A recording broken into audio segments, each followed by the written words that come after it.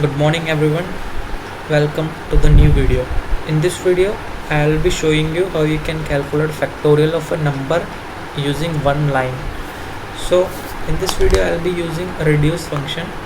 So if you don't know what is a reduce function, it is a function which apply on an iterable.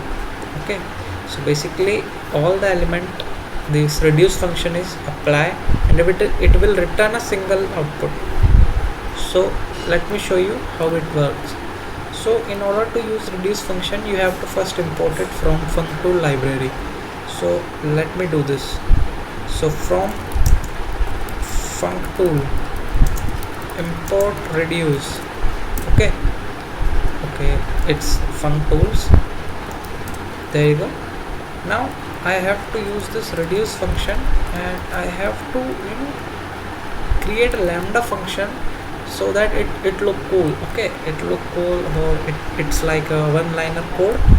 So lambda x, and it will take 2 and just multiply it with the each other. Okay, and I have to I have to apply this function to an iterable.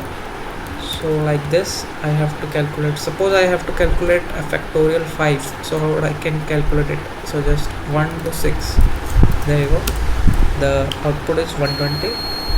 The factorial of 5 is 120.